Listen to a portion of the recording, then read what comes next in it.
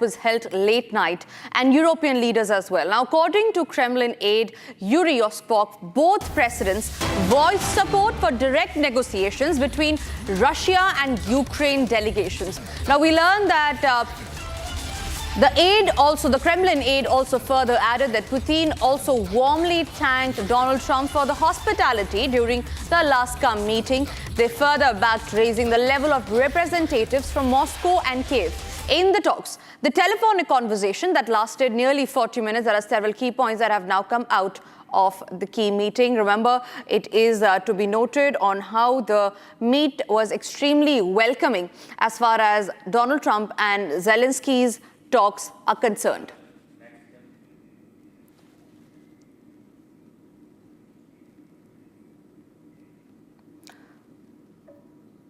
All right, I'm being joined by DOV as Zekim. He is the former Under-Secretary of Defense, Chief Financial Officer of the United States. Zekim, thank you very much for speaking to Republic. A very good morning to you.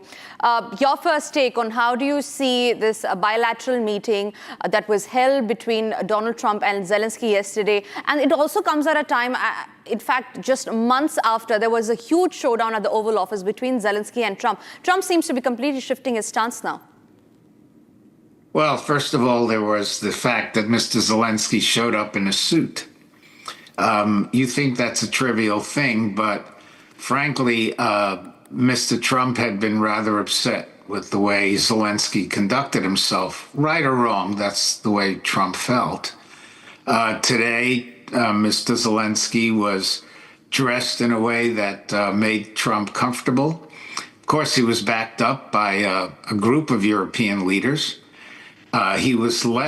Zelensky was far less aggressive, and Trump was more open. So the atmospherics were just totally different from the last time.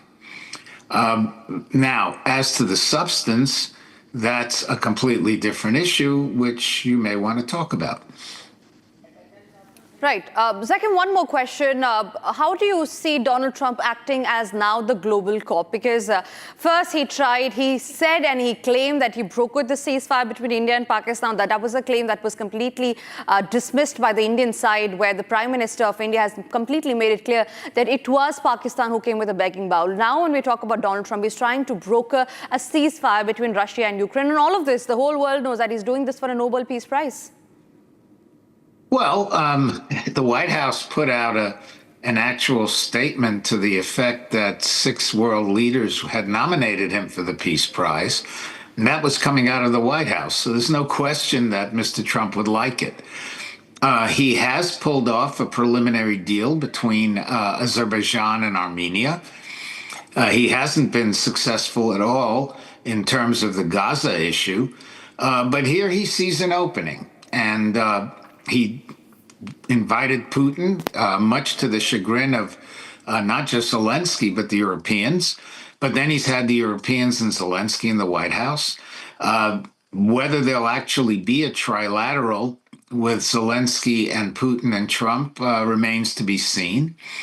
And of course, the whole question is, what exactly does Zelensky give up territorial-wise? Many people think Crimea is one thing, but the 4 oblasts or provinces in eastern Ukraine are part of Ukraine. And the Russians have not been able to penetrate anywhere near the area that Mr. Putin wants the Ukrainians to give up. So that's still an open question. And of course, Mr. Trump had originally said there needed to be a ceasefire. And he gave a date, August 8th, that if there was no ceasefire, there would be sanctions against the Russians and secondary sanctions, including, by the way, I suspect India. And then he meets with Putin. And so what exactly is Mr. Trump's agenda? He no longer is pushing for a ceasefire. He says that there needs to be a discussion while the fighting goes on. And Mr. Putin is perfectly happy with that because the Russians have made some progress inside Donetsk and Luhansk, the Donbass area. Not as much as the Russians thought they would, but they've made some progress. So Putin wanted to keep fighting, and so far Mr. Trump's letting him do it.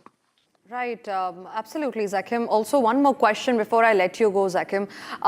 This meeting also comes at a time when, remember, Donald Trump has just escalated the tariff war on all nations, specifically on India, saying that because India buys Russian oil, and that is why he wants to impose sanctions, because he wants to end this. But on the other hand, a completely different picture that he's showing, a contradictory picture, is that he's holding a meeting with Putin, that he says that it is Putin and Zelensky that can together end this war. So he is in good terms with Putin, but he is actually destroying his terms that were once upon a time very good with India. What is he actually trying to do? What could be his game plan? Because if you talk about facts here, it is China and EU that buys most of the Russian oil. India comes later down in the list, and that's a factual thing that Donald Trump must know. So putting sanctions on India, escalating one after the other, what is he actually trying to do? Because this is only going to destroy the relations. It's not going to...